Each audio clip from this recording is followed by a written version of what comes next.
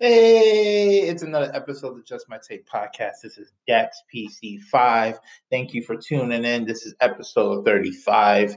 We're almost ending the year 2018. It's been a long year.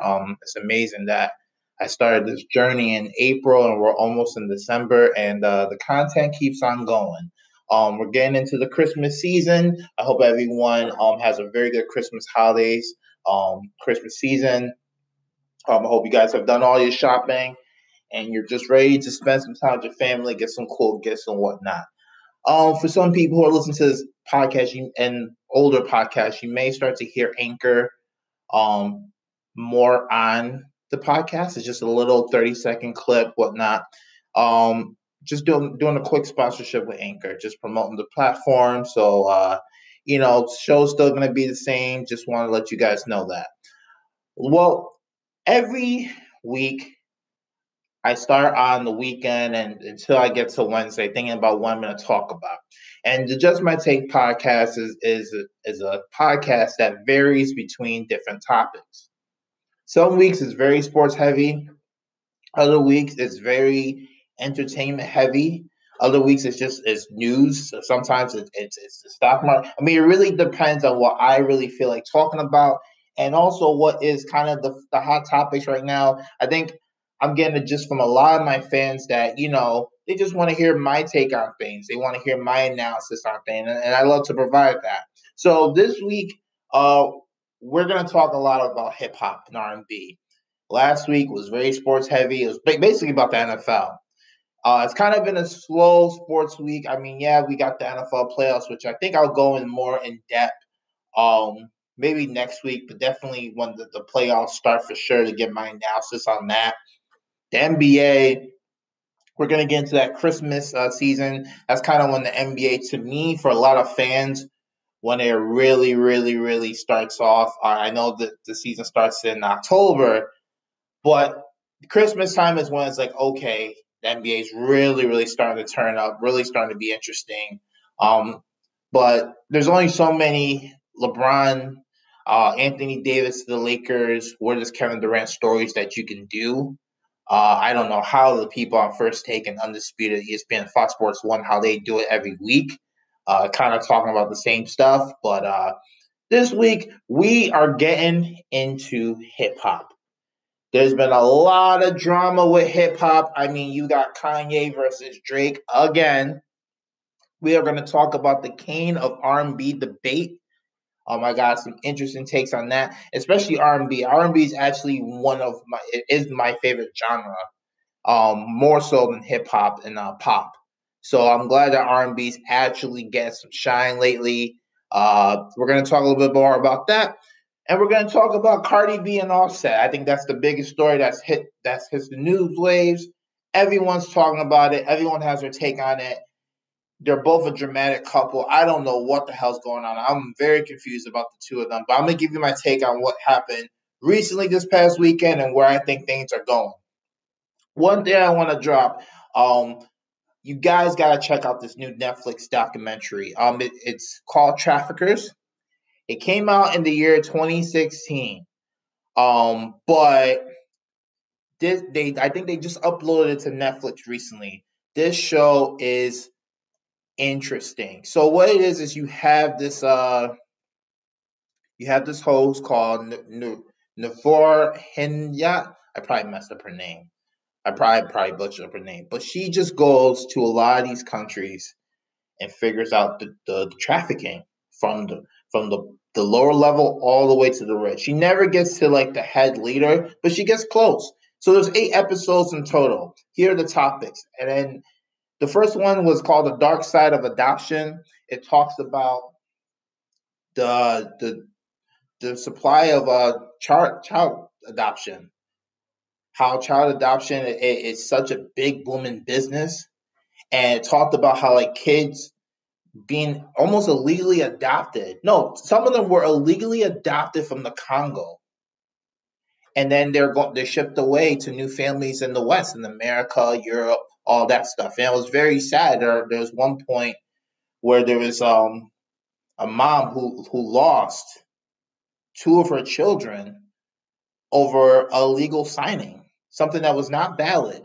So it was very intense. I felt it's terrible. Second one, Killed for a Horn. It talks about the rhino population, how that there's this big rhino horn trade that's going on.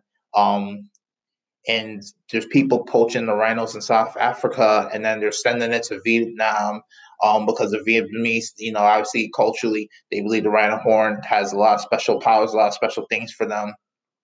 And these docu series is interesting, and I know the person doing the documentary, she had her own personal opinions, but we all take part in the kind of the dirty world trade, because when you're watching this, you're like, damn, this is so fucked up. Like, how can people participate in this?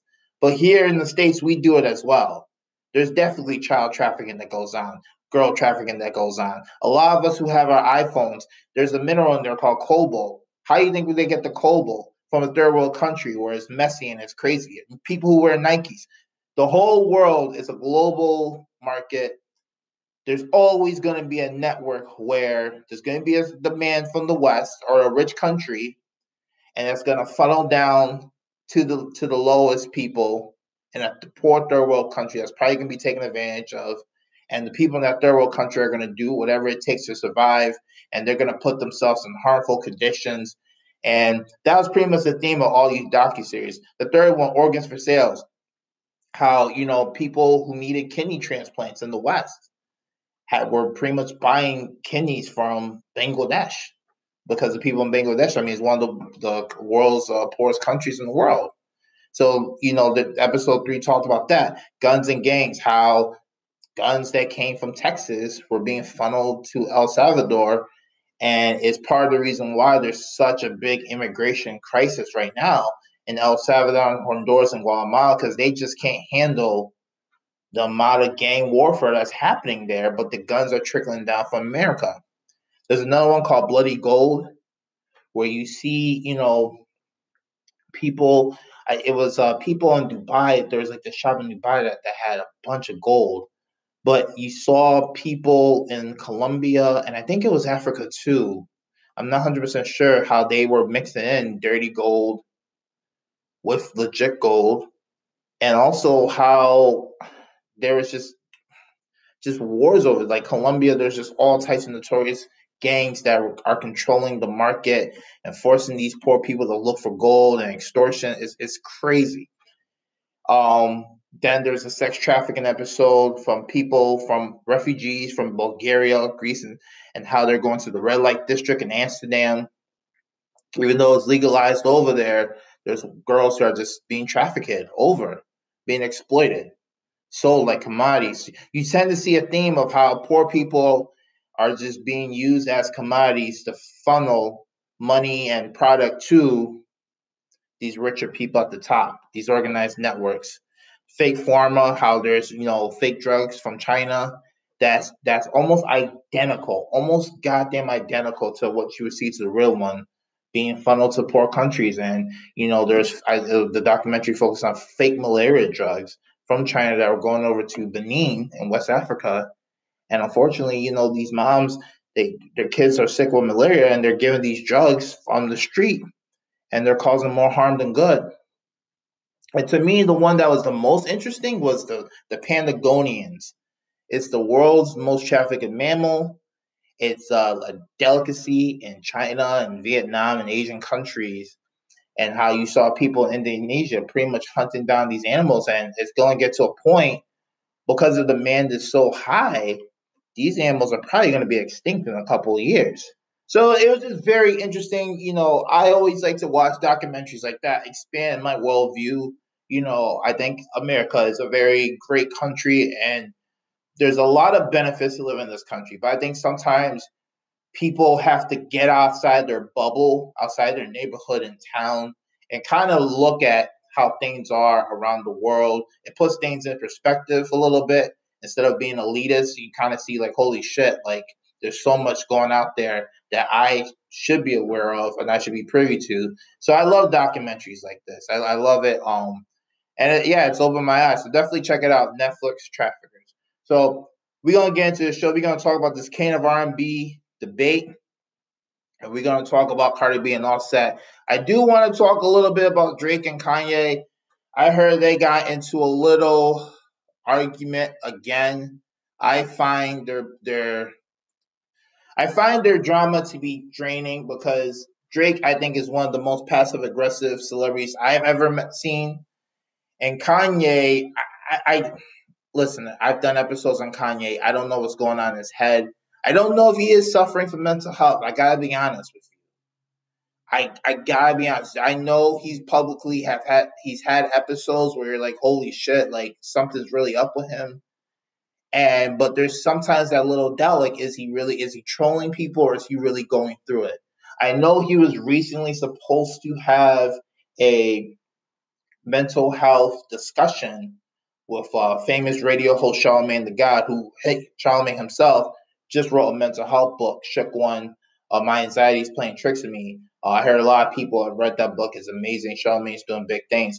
But they are supposed to have like a real honest conversation about mental health and what's going on, but Kanye canceled on that. So it's a touchy subject too because there's so many layers of mental health, and I know that it's for me, I'm glad that this is getting awareness because I always thought it was very dumb how we focus on any other part of the body. We focus on, okay, this body part could be damaged. We got to give proper uh, health and care and whatnot.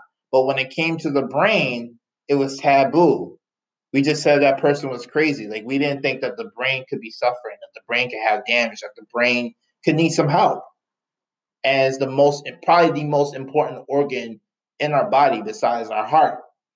So I'm glad that mental health is finally getting popularity. My only concern is that when it comes to the mainstream culture, when the topic is brought up, sometimes it's kind of exploited a little bit. Just like diversity in Hollywood. I know for a fact that Hollywood definitely tries to kind of force feed diversity, even though it's very good. But you get to kind of see how sometimes they use diversity, like, oh hey, well we got this movie. See, we're diverse. See, we're listening. See, and it's kind of like while it's very good, it also feels force fed. It's not organic. And I know a lot of people who could see that and agree with me on that aspect. I sometimes I fear that with mental health. I'm glad that there's more awareness. I think Charlamagne the God has definitely brought a lot of awareness to it, which is needed. I just want to make sure it's not being exploited. So for a person like Kanye West, if he is going through this stuff, I really do hope he gets the help that he needs, and that he really, you know, recovers and just works through this and tells his truth to the world. But if he's faking it, it's also awful too. And the only reason why I say I don't know if he's faking it, I mean, he's with the Kardashians. He's married to Kim Kardashian.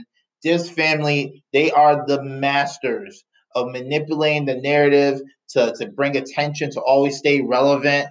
They are just the masters of it. I mean, Kanye's been married with Kim and for a long time, has been married into that family for a long time.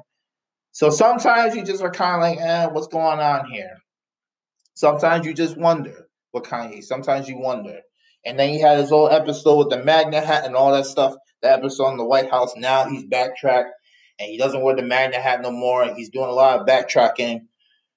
So who knows? Anyway, Kanye and Drake, there's been some drama with them. I think Kanye is jealous of Drake because I think Kanye, before Drake came onto the picture, it was Kanye. Kanye was the innovator. He was the one who had mainstream media's attention. He was something different. But Drake has really taken over that spear. And Kanye hasn't really made like really, really good music in a long time.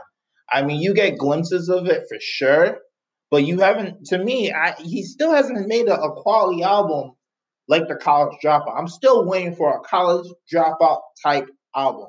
The old Kanye, the hungry Kanye. I don't know if we'll ever get that. And I don't know if he has it in him to do that stuff. I don't know if he has it in him to do that stuff. I actually had a conversation with my little brother about a famous wrestler, John Cena. As many of you know, came from WWE. He's now in movies and whatnot. When he first started out, his gimmick or character was he was a white rapper, similar to not to Eminem, maybe worse than Eminem, but that was his gimmick. He had the chains, he had the thug life, that was his whole gimmick, and then he shifted into this all American hero type of guy. And if you were to try to tell John Cena to do that gimmick again, the rapper gimmick, I don't know if he would even have it, if he would know how to really do it again, because it's been so far gone. And I feel that with Kanye, and I know that's disrespectful to say, but I just feel Kanye, he doesn't have the same hunger to prove himself on the rap level no more, because he's trying to touch on so many different avenues that I feel that he's lost. And let's just be honest. I think Drake is the hottest star right now. I think Drake is hot right now. He's competing with Cardi B for most attention. Drake is doing a lot of moves right now, even though he's passive aggressive, but Drake is still hot. And I think Kanye is slowly withering away. And I feel he has to do these antics in order to stay relevant. So that's my take on this whole Kanye Drake thing. I mean, the recent dramas that they got into a Twitter war. I mean, Kim Kardashian was saying, "Don't come after me," and Kanye and yada yada. It's a mess, and it's draining. Sometimes I wonder with a lot of these artists if drama is the new rollout, if drama is a new way of just staying relevant. I know we're in the social media era, so with social media, you get much more attention. Obviously, the stars of yesteryear were not analyzed compared to the stars of today just because of social media. So I don't know if artists are just being more dramatic to try to stay relevant because of social media, or if that's just always been the case, but now we just know because we have it. Um, they just seem like I don't know, two dramatic people right now, and I wish that this would just come through in the music, but it just doesn't. It just doesn't come through in the music. It's just back and forth through Twitter and all that stuff, and it's quite disappointing. There was one part, Ariana Grande. I don't know what the fuck she's doing.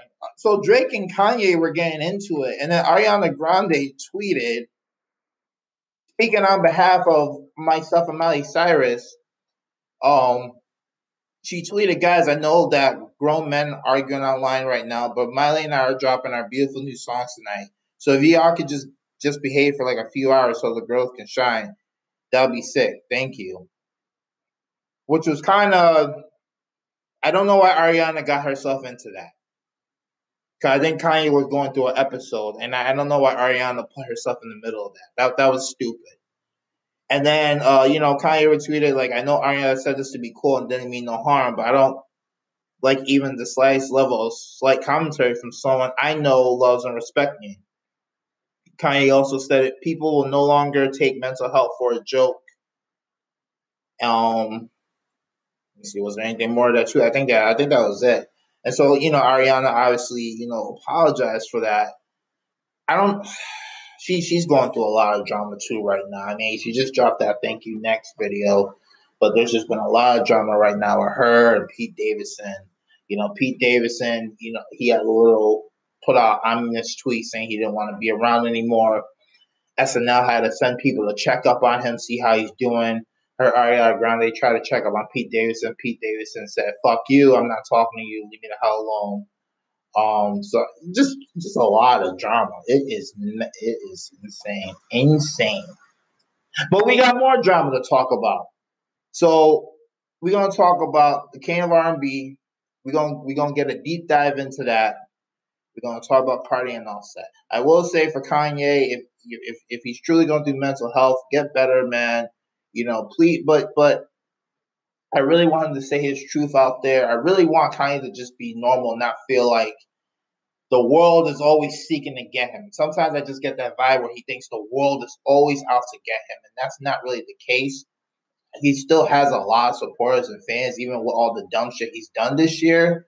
I just think he needs to just relax for a little bit and just, make some good music, bring himself to like the Breakfast Club, the Joe Budden podcast, just talk about his stuff and, clear up some of the nonsense and drama. Stop doing things through Kim Kardashian's Twitter account and all that stuff. You got an issue with Drake, address it, address them yourself. You got Pusha T. Well, no, actually, don't use Pusha T because that beef is still going. But stop using the intermediaries to address Drake. We got a problem with Drake. Deal with him directly. That's my take on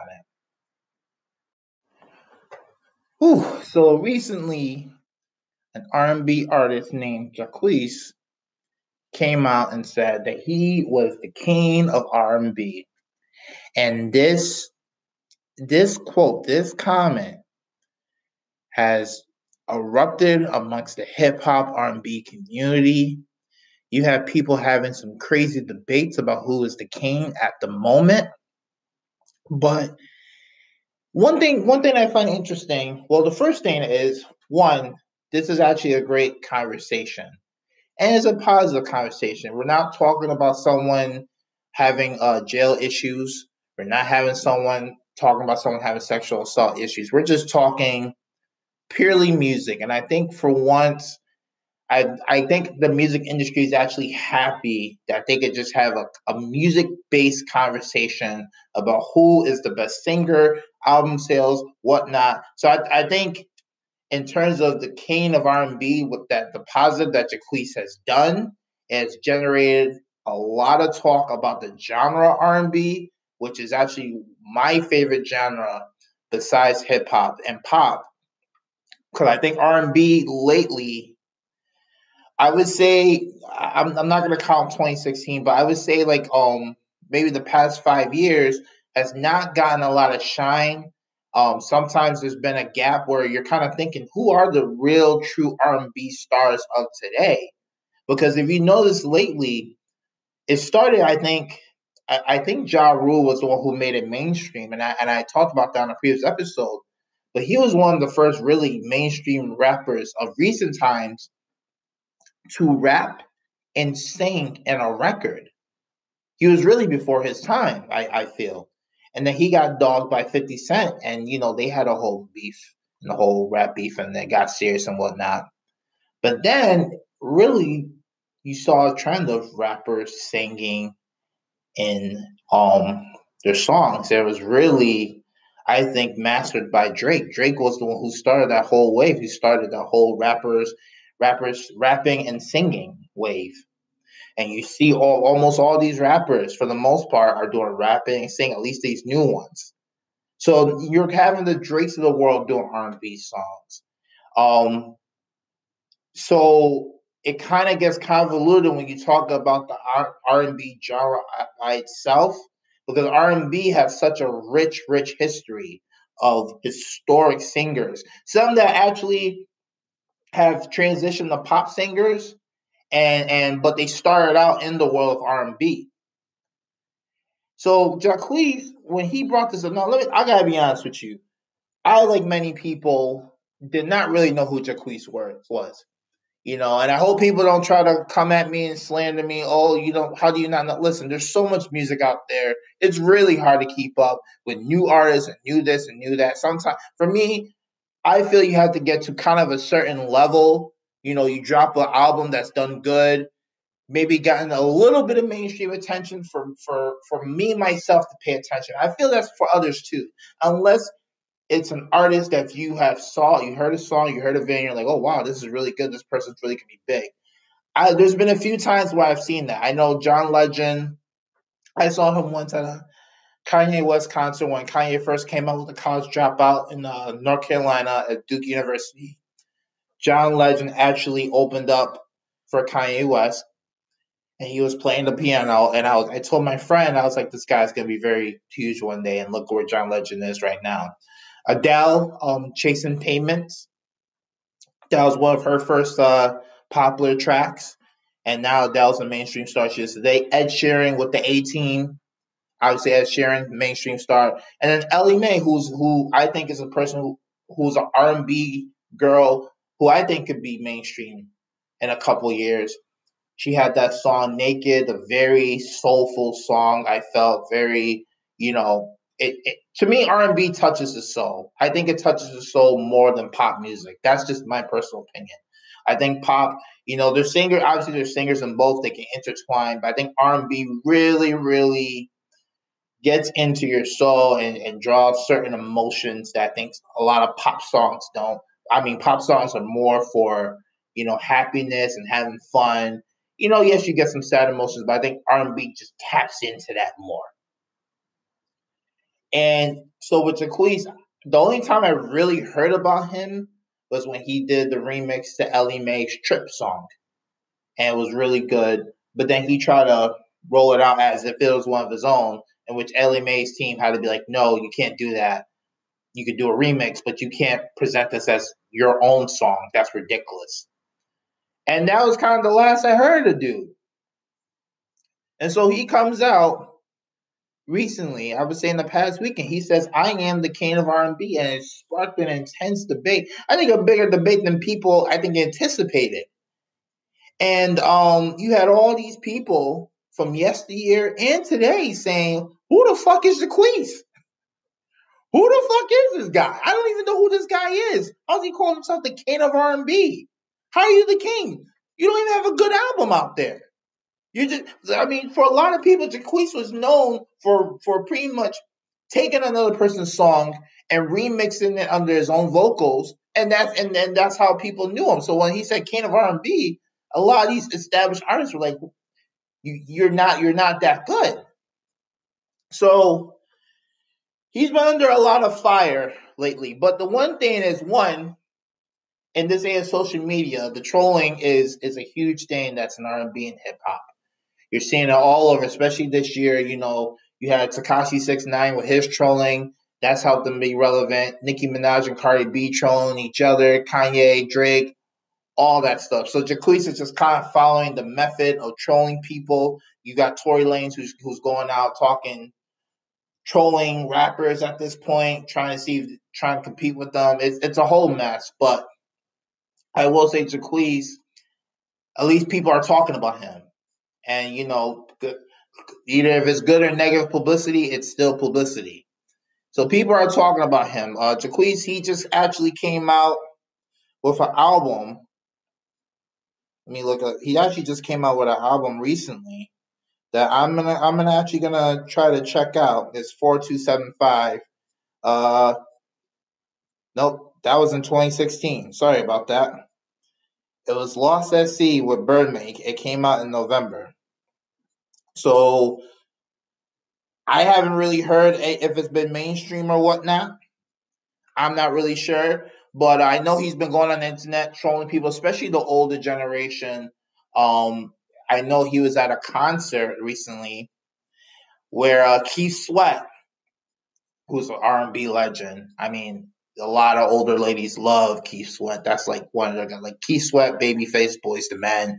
I mean, to them, that was old school R&B, especially in the '90s. That was just baby making music for a lot of people. Gotta be honest. Giving the truth on that. They were just good. They were just good. But recently he was at a Keith Sweat. He did a concert. Keith Sweat was backstage. Jacquees was real disrespectful to Keith Sweat, saying that, "Oh, Keith Sweat was the legend back in the day, but I'm the one now." And Keith Sweat, he looked like he was gonna slap the shit out of Jacquees. I kind of wish he would have, because Keith Sweat doesn't play that. He's from Harlem. Even though he can sing, you can definitely tell he had that old school quality of OG. And then recently, I think a few days later, Jacquees apologized to Keith Sweat. I think it was like backstage at a concert, or whatever. It was Keith Sweat, Big Tigger, who used to host Rap City on BET back in the day, Jacquees, and Tank. And Jacquees is still doing the king of R&B. He's still kind of talking about that. So the spotlight is on you, man. The spotlight is on you. I'm interested to see what new music you're going to be coming out with. If you're going to call yourself the king of R&B, which is it's a heavily contested genre. Actually, there's a lot of contenders. The problem is that I think with the recent trend of rappers singing and going back and forth with Drake and XXXTentacion, even Kendrick Lamar to a little bit singing as well. Nicki Minaj, is definitely kind of convoluted. Like, who are the true R&B stars? But R&B and hip hop, R&B and rap, they go hand in hand. They go hand in hand. So talking about so Jacquees, I'm not really sure. To me, I don't think he's the king of R&B. Especially in the modern generation. To me, I don't really know if there is a king or queen of R&B right now. I think there's a lot of contenders. To me, it reminds me of the Republican. This is weird, I know. The Republican presidential primaries. When you first had the debates, you had, I think, almost like 18 candidates that came out that are running to for the who are running for the Republican nomination. They actually had to do 2 time slots for the debates because there were so many people. But then eventually, people got picked off, they left, and then the cream of the crop. I mean, Donald Trump won that election. And I think, obviously the Democratic side, when 2020 comes around, you're probably going to see up to 20 plus candidates running for president, and then you're going to get the cream of the crop. So I think in today's age of R&B, to bring that parallel over, you see a lot of contenders right now, and they're all relevant. They all got social media. They all got some albums out. But I think everyone, like myself, is waiting to see, okay, who's going to really lead this genre going forward? Who's going to be the mainstay? Who separates from the pack? I mean, if you talk about the 90s R&B, I mean, you had Genuine, you had Tank, you had Tyrese. Let me go back and make sure, because I want to do these guys justice. I really want to do these guys justice because R&B actually has a very rich history of artists. So you had R&B, you had Genuine, Tank, Tyrese, Usher. Who else?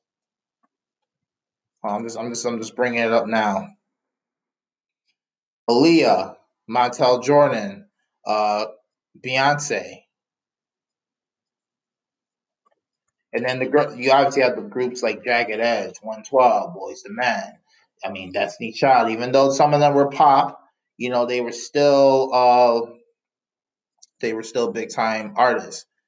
And the problem is when you try to Google a lot of this stuff from the 90s, it's kind of annoying. They don't really have a lot of history on R&B, unfortunately. It's kind of annoying when you try to look it up. I mean, but 90s, Babyface, Tony Braxton, Maxwell, Whitney Houston. Who else? Michael Jackson. Even though he crossed the pop, he's still a huge star. He did a lot of R&B stuff. Escape was another group. SWV, another group. Brandy, Monica, Boyz II Men. I mentioned that. R. Kelly. I mean, R. Kelly. Some would say that R. Kelly is one of the kings of R&B during his time. Sade, Mariah Carey. She had a lot of hits as well. Blackstreet. I mentioned Genuine, Jodeci, Casey and JoJo, Erica Badu, BBD, Belle Biv DeVoe, Lauryn Hill. Even she actually, Lauryn Hill was actually one of the ones who did rap and singing as well. She was one of the ones who started that wave as well. I miss Lauryn Hill. I wish she comes back. I wish she drops another album because she's a phenomenal artist. Going on this list, Janet Jackson, TLC, En Vogue, D'Angelo, Mary J. Blige, who I think is the queen of R&B. I think she's the queen of R&B. And Aaliyah, who unfortunately her career was cut short because of her tragic death, And that's just the 90s. That's just the 90s right now. If I were to even go back even further, of the greatest of all time, Etta James, Jill Scott, Maxwell, D'Angelo, Usher, Erykah Badu, Tina Turner, Sam Cooke, Alicia Keys, Anita Baker, Donny Hathaway, Isaac Hayes, Barry White, Patti LaBelle. I'm naming a lot of these names because R&B has a rich history. There are a lot of famous mainstream artists that came from R&B. So it kind of saddens me that for a while, in the mid 2000s, there really wasn't anyone really carrying that brand. Yes, we could say Chris Brown. I would say Chris Brown from the mid 2000s was the person carrying R&B, but he definitely transitioned more into pop later on in his career. Justin Bieber, I will say, hey, listen, I'll keep it real. Justin Bieber definitely has some R&B hits. He definitely has some R&B bits. Not much, but there's one or two where it's like, okay, the guy can go. And Justin Timberlake, same thing. I would say they're more pop, but they definitely dabbled in R&B. Some more artists: Beyonce, Mary J. Blige, Shaka Khan, Diana Ross, Janet, Babyface, R. Kelly, Luther Vandross. I mean, that guy's a legend. Especially coming from the 80s, that guy was a legend. Luther Vandross.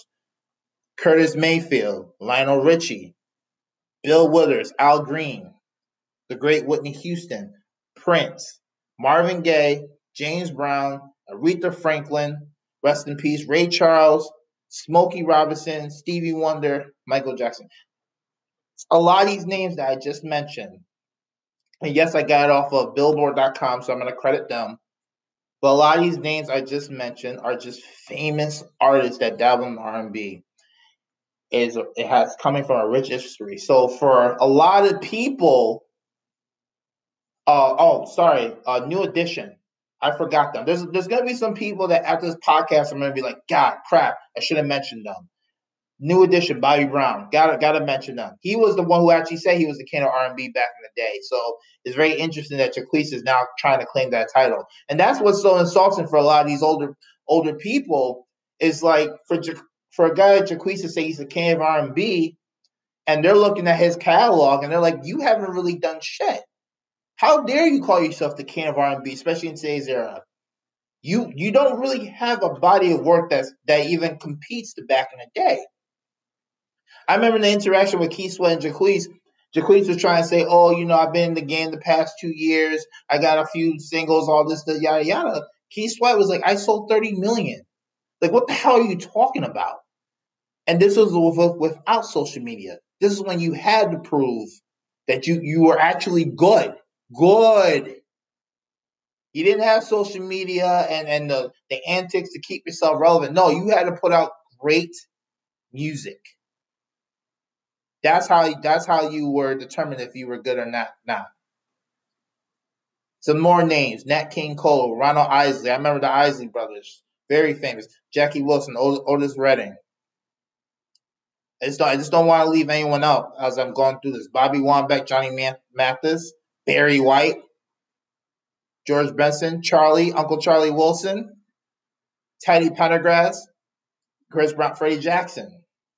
So again, with this rich history of R&B, I thought it was very interesting. But now let's delve into today's artists. So Jacquees is trying to put his claim to the throne. I think Chris Brown, Chris Brown has I don't know if he comes back. He comes with a comeback. I don't know. I know his career has been damaged since the incident in which he hit Rihanna and he had to serve some probation time for it. I don't think Chris Brown. I thought he got off very light, unfortunately, and Rihanna. Obviously, it was Rihanna's choice to stick with Chris Brown during the trial.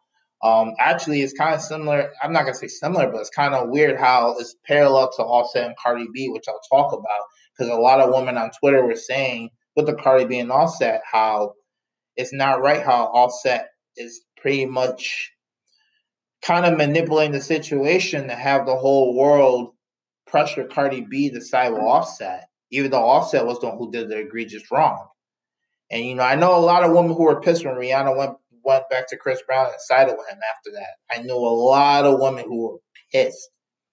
And I think because of that effect, one of the effects, Chris Brown, his career has never been the same.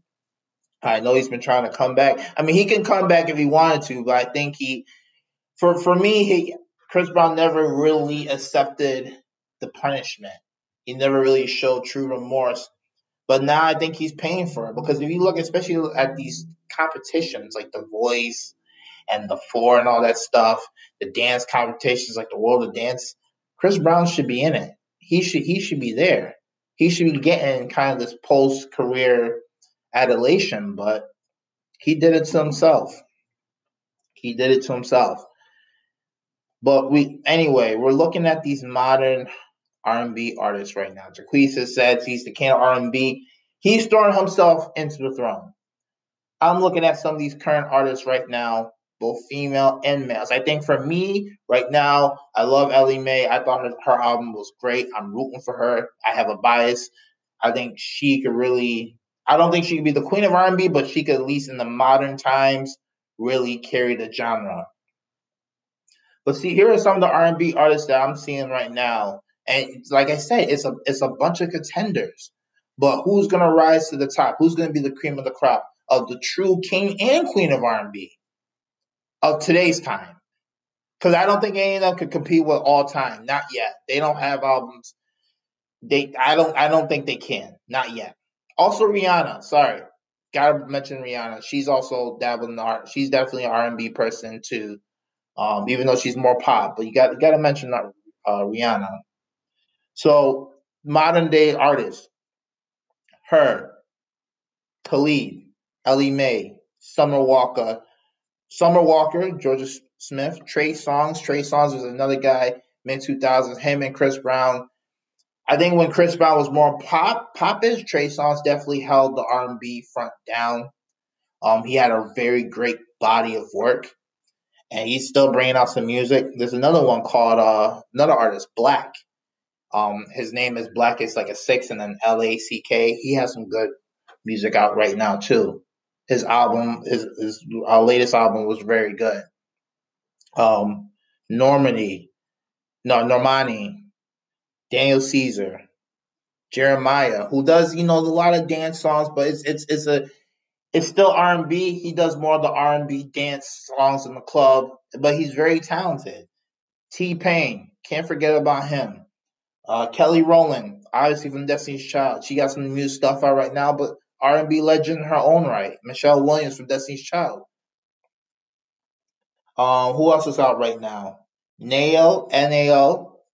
Her song "Another Lifetime," very interesting, very good R&B song. I enjoyed it a lot. Bryson Tiller, I think that's a person that has that's very good, has some mainstream appeal. I think if he were to come out and say he was the king of R&B right now, a lot of people could be like, "Yeah, I can see it. You have a good your album was good body of work, very good singer." And who else? Who else we got right now? I'm just trying to make sure I'm not missing anyone. Tiana Taylor, "Gotta Love Me." That song, that's one of my favorite songs of the year. "Gotta Love Me." I think she's very, very talented, and I would like to see her do more. I know she's had some issues with Kanye West, especially with the album that just came out. So I hope this maybe the next album will be more to her style, her liking. And then I think at Childish Gambino, another guy who dips between pop and R&B, but the guy has an amazing voice, and he's put out some good music. Feels like summer, some good music. And Janae Kiko, she's done a few stuff as well. So those are just some names. I know this segment I probably dropped a lot of names, and you're probably like, "Damn, this is a lot of goddamn names." But it just goes to show how big the R&B industry, that genre, is. And I know it just doesn't get a lot of attention unless you are really into hip hop. And let's be honest, unless you are African American, there's not a lot of R&B. R&B is now like a mainstream genre compared to pop. That's why I think you see a lot of R&B stars that go into the world of pop to be more mainstream. But R&B is still a rich genre, and I think, yeah, if you're not African American, you may not have heard of some of these stars, but if you do listen to hip hop songs, you may have heard them. A rapper singing. You got a singer. They're probably most likely coming from the R&B world, doing a little combination, collaboration, and whatnot. So to end this segment, Jacquees coming out with the king of R&B. I think it's been an interesting debate so far. You're still seeing a lot of older rappers not rappers, older R&B stars like Bobby Brown coming out saying he's not even recognizable because with singing you have to prove you can sing. You have to put out good music. You can't just do nonsense. Rapping, you can do all types. I mean, there's mumble rap, there's actual lyricists, there's all types of stuff. Well, R&B, it's whether you can sing or not. There's no ifs, ands, and buts about it. So that's why a lot of these older guys like Tyrese and Bobby Brown, they're like, whoa, wait a minute. You can't come out. Keith Sweat, you can't come out. You're saying the king. You haven't done shit. So the spotlight's on Jaquise. I'm interested to see what he does in the future. All right, the last thing I want to talk about, and it's a hot topic, it's been the hottest topic all week, is Cardi B versus Offset. I want to give my take on it. In my opinion, I am not 100% sure this is all staged.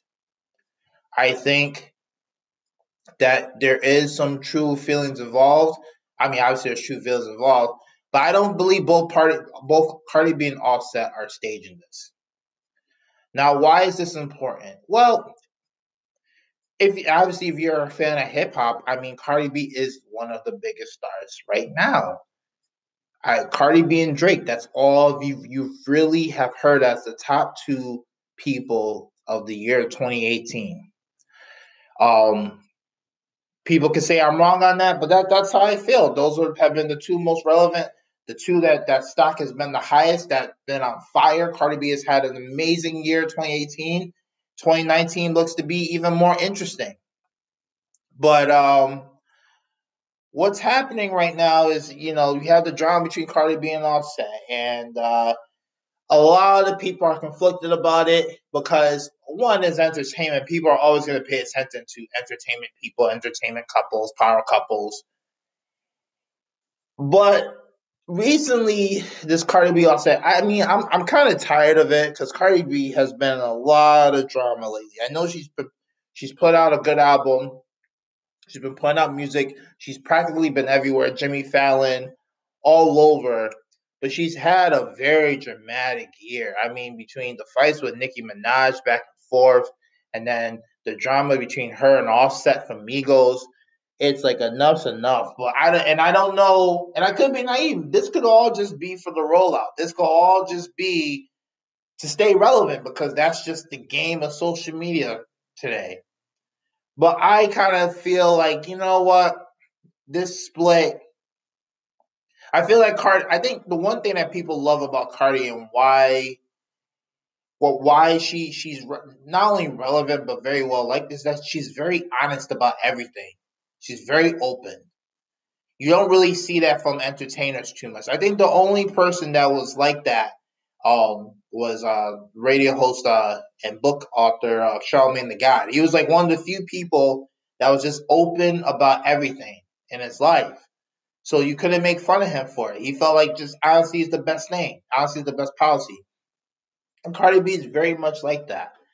She admits, yes, she came from the strip club. She admits how her upbringing, how she came, how she got into the game.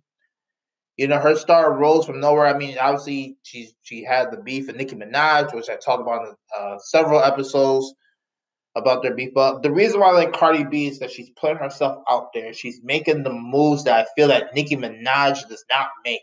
I think when it's all said and done, Cardi B will be a female mogul. If nothing drastic happens to Cardi B, I think she will be known as a female mogul in 10 years' time because she's putting herself in the right positions in business to make the goddamn money. Because my thing is, when your name is relevant, when you are hot and on fire, you do whatever it takes to get as much money as possible because eventually someone else comes up. Someone new, hotter, younger comes up. And unless you are in positions of power to not only keep yourself relevant, but to empower others, bring people up, you just kind of fade away. It's unfortunate. That's just life, especially in entertainment and sports. That's just the hotter new thing is always going to be what gets the most attention. So I like the way Cardi B is moving. I just hate the drama that comes with it. So I just want to give you a quick timeline that I found on le.com that kind of talks about Cardi B and Offset. Now, to me, I listen to Migos, but I'm not a big fan of Migos. I mean, they do a lot of what some people would say mumble rap. I mean, I'm a little biased. I'm a '90s baby. I'm coming from the era where people had to be lyrical, drop bars. You couldn't just do whatever. You had to battle. You had to come from the top. You had to really put a hot 16 and another hot 16. You had to be lyrical. But in this day and age, it seems like more of anything goes. I think Migos is good in their own right. I do see the appeal of why they're big stars. I'm trying to understand them better, but I may not 100% fully understand them, and that's fine. Not like like we live in a day and age. Not everything is for everybody. It's okay to disagree, and it's okay to be like, listen, I can see why you like Migos, but I just don't like Migos that much. I don't see the appeal, and that's fine. That's the way it should be. So anyway, you got Cardi B, December 5th. This month. I'm only going to talk about this month's timeline. I can't go through a whole year. That'll take too long. This month, December 5th, Cardi B and Offset split up. I mean, for those who saw, I mean, whoever analyzed and saw this relationship, I mean, what person didn't know that Offset and Cardi B were not going to last forever? They're both young. They both have a lot of money, multimillionaires. Yes, they talked about the relationship a lot and they showed it a lot on social media, but you could just see some cracks where you're just like, someone's messing around. You know, Offset. I'm not really sure if he's 100% faithful to Cardi. I mean, yes, he's a good father. They have a baby and whatnot, but Offset is also a young 25-year-old multi-million-dollar rapper. I mean, I don't know. I don't know. People know how these things go with these young people with millions of dollars. I don't know. I'm not condoning the cheating. I'm definitely not condoning the cheating, but I can see how it can happen. All right, I can see how it can happen. December 5th, Cardi B and Offset break up. They're just gonna be good friends, good business partners. They'll raise the baby culture, but that's it. And I think it was a long time building up because there were just a lot of issues in the relationship. I mean, there was a rumor mill that Offset had been trying to arrange a threesome between him and two other women named Cuban Doll and Summer Bunny. So Offset was trying to do other stuff. Let's call it what it is. So they were splitting up. December 6th, Cardi shares a photo of her baby for the first time. Sure, fine. December 9th, Offset tweets that he missed Cardi.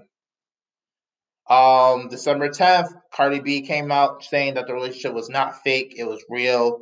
Um, he was just pissed about what Offset was doing, trying to hook up with other girls on the side, especially when she was pregnant. And which is fucked up. I remember one celebrity that did that. That his career never was the same. But yeah, I think it was Tiki Barber. He cheated on his pregnant wife with someone else, and his career was never the same. The public fallout was just terrible. But I think it's weird because in hip hop, the men just don't get criticized as much as if a woman does it. I think hip hop is still very misogynistic. There's a lot of double standards, which I'm going to talk about coming up. Because this past week is where I think the double standards come into place. December 15th, Offset apologizes on Instagram, talks about how he messed up, how he was partaking in a bunch of nonsense, and he wants her back. He wants her back. And there are a lot of people just saying, like, listen, I don't think you're really that serious. I think you constantly were cheating on Cardi B. There's a lot of fans who came out and say, you're constantly cheating on Cardi B. Um, you would do it again. You should just leave her alone. But Offset would just not stop. And this is where I think it gets a little messy. December 16th, I believe the 16th was Saturday. Let me just get the date right. When was the 16th? Sunday. Sunday. So Offset. So let me paint the picture for you. And you can Google this, but let me paint the picture. Cardi B is headlining this Rolling Loud music festival. She's the first female headliner, I think, ever. She was in the middle of the set, and her set was interrupted by Offset, where he and a bunch of people on his team come out with this huge platform that says "Take me back, Cardi." He comes out with a bouquet of flowers, and he says, "Listen, I miss you. I love you. I feel bad about it." And you can tell when you watch that video and you see how Cardi B, the minute she sees Offset pulling this shit, you can tell she had her hand up. She was like, I don't want to deal with this shit right now. That's to me when I felt, okay, you know what? I don't think this was staged. I think Cardi B was like, what the fuck, man? I wanted space. You're not giving me fucking space. You continue to do this public bullshit. And I blame, you know who should be blamed? The Rolling Loud people, the concert venue that allowed this thing to happen. Because the thing was, after this was all done, there was a picture of Cardi looking at Offset, and it was framed, and Rolling Loud tweeted, "Y'all won," to the whole, like, saying that the crowd, like, everyone won. And when Offset came onto the stage, I mean, this shit's wild. When Offset came onto the stage, you had someone from the back, like a hype person, saying, "Give it up for Offset. He's here." Yeah. So it was like out of nowhere, this was all orchestrated. I can see why people are saying this was staged because of that part alone of how did Offset get the access to come on stage and whatnot. But I think judging by Cardi's reaction, which is all over the internet, you can see she was pissed. She was not trying to have it. She was in the middle of her set. She was at her place of work. She was trying to make money. Offset is getting in the middle of the money. There's one thing about Cardi B that I like. She doesn't like when people mess with the money. It's beautiful. I love that about her. And Offset was coming in with the "please, baby, baby, please." And Cardi was like, "Fuck this. Get out of here." And you could tell she was just very annoyed by it. Um, and if Cardi B, if I were you, I'd do an investigation on who the hell let that happen. Because I was listening to the Joe Budden podcast earlier this morning when they were talking about it, and that's a podcast I recommend. Those guys are phenomenal, especially when it comes to hip hop analysis. One of the podcasters, Maul, he said if Offset really wanted to talk, Cardi's team should have had him backstage and waited till Cardi was done with the set, and then they could talk backstage in private, away from everyone else. This essentially was like if you were at a party and two of your friends that you knew were going out with each other for like a couple years, all of a sudden they break up and then they show up to the party and then they just have their huge public outburst in front of everybody. And I mean, everyone can picture that because I'm sure that's happened a few times. Instead of going to a room or going outside away from everyone else and then having their blow up argument away from us. Yes, people know that's going down, but at least they're given the privacy. I thought it was a very punk move for Offset to come out and do that and try to take away Cardi's shine. And Rolling Loud, if they allow that onstage ambush, they should be ashamed of themselves. I know the organizers are trying to claim that at least like Cardi's team knew that Offset will be joining the stage the entire time. So it's kind of a he said, she said type of thing. But to me, I think, and a lot of people are saying it was verging on harassment and emotional abuse. And what I mean is the fact that he ambushed her on stage after Cardi was like, "Give me some space," and Offset is just being relentless. He keeps going and going and going and going. And to the fact that you had like artists like The Game and 50 Cent interject on Instagram Live saying, "Oh man, Cardi B should accept Offset. She should get back together with him." Like all this public pressure for Cardi B to get back with Offset, but no one's sitting back. I mean, I think in this era, especially the Me Too movement, there is a strong counter argument, especially from a lot of women being like, this is the shit that women have to deal with, especially in the public eye. How is it that Offset is the one who cheated, but the narrative is making Cardi B to be the villain because she won't easily take him back? You got to understand these, regardless if it's staged or not, these are two people, they have feelings, there's a baby involved. So that's why I feel Cardi B she was very mature. She went on Instagram. She told people, "Hey, lay off of Offset. He's still the father of her child. They're going to try to work things out in terms of co-parenting. But you can tell by Cardi's video, the recent one, after that night, where it's like, I don't think Cardi's getting back with Offset. I don't think this is happening. You can kind of tell like she's mentally over it. She just wants her space. And it's time to move on. And Cardi B, she's about the money and her star is rising, and she doesn't want this little nonsense to keep getting in the way. Maybe they're just on two different paths. And for Offset, I mean, listen, to me, I don't this doesn't really sound like a guy who's very remorseful. I gotta be honest. This sounds like the way he's acting and moving, this is a guy who knows he royally fucked up. I think he needs Cardi B to be relevant. I know that's a hot take, but as a solo artist, I don't really hear people talk about Offset much. Maybe that's just me. But with Beagles, yes, that group is fire. They're a top selling group. They make a lot of albums, a lot of money. But I think separately, the narrative is still waiting. The narrative is still there where people are kind of iffy on it. But I think Offset's star is raised by being with Cardi B. When it was Jay-Z and Beyonce, they both were at the top of their game. So when they went together, it was a perfect mesh. But I think with Offset and Cardi B's obviously more of a mainstream star than Offset. Let's call it what it is. Everyone knows about Cardi B. Not many people know about Offset unless you are a hip hop fan, unless you are a Migos fan. So I see this as maybe us. Yes, he knows he's fucked up, but it's also like shit. I gotta have Cardi B on my corner so that I can get the shine off of her as well. And I can see Cardi B be like, no, I'm not dealing with it. I just didn't like the ambush. I thought that was kind of annoying. If I could side with Cardi B on that one. That's annoying for Offset to come at the place of work and do that stuff. And then for other rappers and other people to chime in and being like, oh, Cardi, take Offset back. Yo, what if Cardi B's hurt from the cheating? And I don't think Offset has learned his lesson. I honestly think that if they got back together, Offset would go cheat again.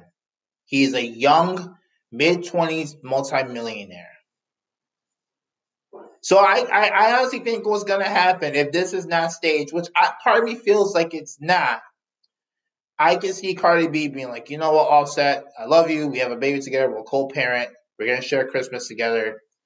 But I'm going to move on and do my own thing. You do your own thing. You're young. You're having fun. But I can't be with you. I'm going to go move on. And just leave it at that. And then Offset's going to have to deal with the repercussions from doing that. So I was on Team Cardi until recently. I think it was today, where she comes back, and I don't know if this is her being honest again, but she came out and said, I miss Offset, I miss the D, I miss it a lot. Saying obviously she wants to have sex with Offset again. She's like, I want it. I'm about to relapse and call. So this is, a lot of people who had exes before. You have those moments where you get, you maybe get back with your ex in a night of passion because you obviously that's the last person you've been with and you're familiar. And everyone knows that. Cardi, so I'm not too mad at Cardi. I'm a little like what the fuck, Cardi? Like before you're all like, no, I'm not Offset. Now you're saying this. But maybe it's just a case of, hey, she's just being human. This is her just being more human and being more honest.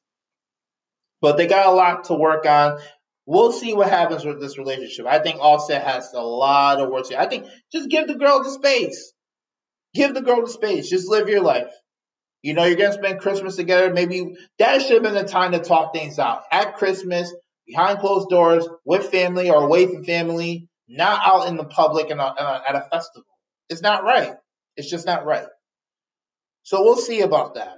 We'll see what happens with this relationship. But a lot of drama. I mean, geez, Cardi, I'm rooting for you, but it's been a lot of drama. Poor girl. Poor girl. So that concludes another episode of Just My Take podcast. I thank everyone for tuning into this episode. Hope you guys enjoyed the topics at hand and my takes on it. Before I end the show, I want to bring up one thing that I forgot to bring up in the intro. And this is about the recent prison reform bill that I think is going to get passed. Obviously, a lot of people know I am not a Trump supporter, but I do respect people who are Trump supporters. That's fine. We can agree to disagree on political stuff. But I will say, seeing the breaking news yesterday, I thought it was very positive that for once, the Democrats, the Republicans, Congress, and the president were able to pass a bill that's going to help out many Americans. A new prison reform bill is the first step. There's still more work to be done, but I'm glad to see that at least sides are starting to work with each other to make some changes to help us American citizens. I was looking over the bill. It seems like there's a lot of positives. It looks like it's going to be less sentencing on nonsense bullshit stuff. I think there's too many people in jail over, I think, some of the littlest crimes, and then their life is messed up because of that. And then they have to. I mean, yes, it's not good to do a crime. I'm not saying that people shouldn't follow the law. They should, but I think there's a lot of statistics that show certain people and certain demographics that get targeted more than others. And it's not right, but it happens in this country. And I think it's a positive. There's going to be some more lenient sentencing, more help on rehabbing the individual, less on just treating them like animals in cages. Because not everyone in prison is a criminal or a victim. I mean, yes, they are criminal, but you have to look at some of their cases case by case. I can't compare a cold-blooded murderer and say that's the same person as someone who got caught with an eighth of weed in their pocket. You can't compare the two. So I think the prison reform bill is going to change things up in America a lot, make things for the better. So I got to give credit to President Trump for actually helping to get this bill go forward. I heard there was some drama between Mitch McConnell. He was one of the people trying not to do it, Senator Mitch McConnell, but President Trump was like, no, get on board. And they both sides passed it. Hopefully it goes through.